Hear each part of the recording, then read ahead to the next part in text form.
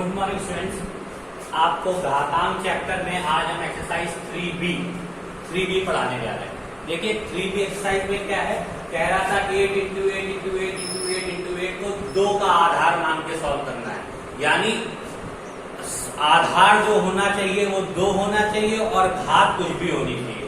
जैसे इन सब सवालों में अगर आधार की बात करें तो वो है 8 और घात की बात करें तो वो कितनी है 1।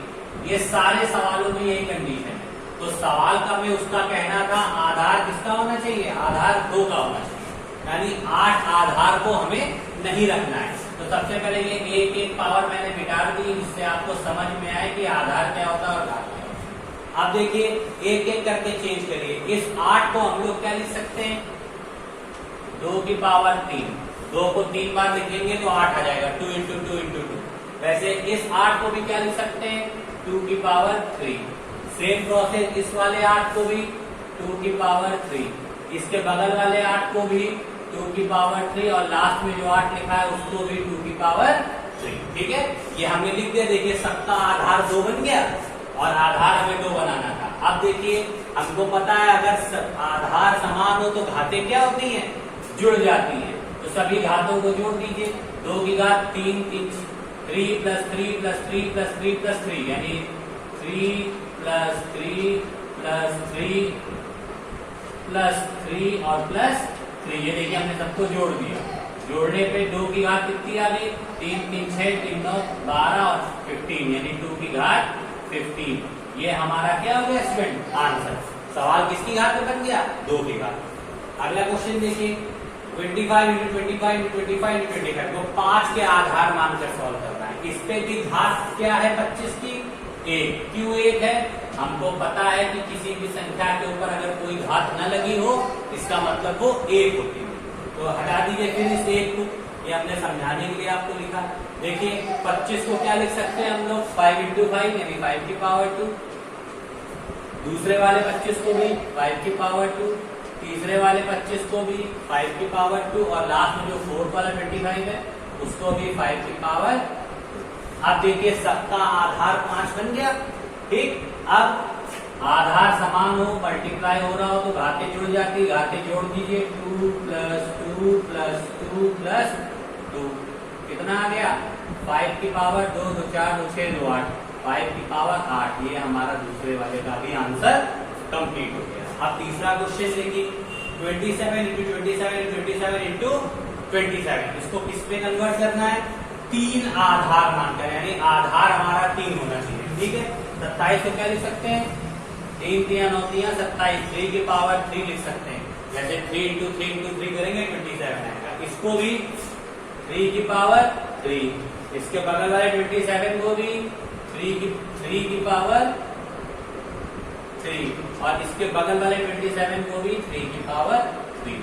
ये देखिए सबको 3 की पावर 3 में लिख लिया 27 को। अब फिर देखिए सबके आधार 3 हो गए, क्योंकि हमको आधार क्या बनाना था, इसमें भी 3 का आधार बनाना था। ये देखिए सबके 3 के आधार बन गए तो 3 लिख दिया। घातें जोड़ दीजिए यानी 3 plus 3 plus 3 plus 3।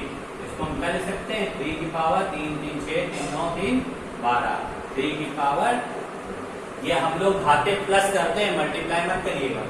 Last one क्या है, 64 इंटू 64 इंटू 64 इंटू 64 को 4 के आधार मान के लिखना है। यानी आधार इन सबका 4 आना चाहिए, घाते सबकी 1 है। ठीक है, इस पार्ट में सबकी पावर 1 है। ये देखिए क्यों पावर नहीं होती, इसका मतलब 1 होता है। ठीक है, ये हम इसको मिटा दे रहे हैं। अब 64 को 4 की पावर 3, क्योंकि 4 4 64। इस 64 को भी 4 की पावर 3, इसके बगल वाले 64 को भी 4 की पावर 3, इसके बगल वाले 64 को भी 4 की पावर 3। देखिए 4 1 2 3 4 बार लिखा है। ठीक है, और सबके आगे मल्टीप्लिकेशन लगा है तो हमें पता है कि सबके आधार 4 हैं, क्योंकि हमको 4 का आधार में लिखना था। अब देखिए सबके आधार आपको 4 दिख रहे हैं। आधार समान होता है तो घातें जुड़ जाती हैं, तो 4 मैंने ऐसे लिखा।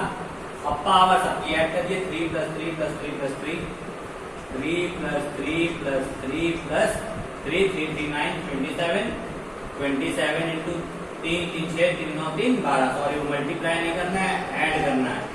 4 की पावर कितनी हो गई? तो स्टूडेंट याद क्या रखेंगे कि कभी भी जैसे अभी हम गलती कर रहे थे 3 into 3 कर दे रहे थे, इंटू नहीं करना है, प्लस करना है। 3 + 3 9 6, सॉरी 3 + 3 6, 6 + 3 9, 9 + 3 12। तो याद रखिएगा सब में पावर्स को हमको ऐड करनी होती है।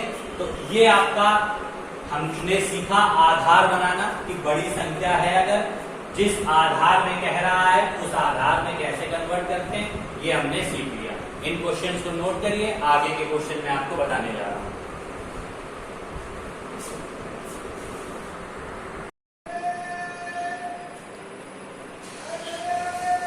देखिए स्टूडेंट, आगे आपका क्वेश्चन नंबर 2 है, घात सरल करके घात के रूप में लिखिए।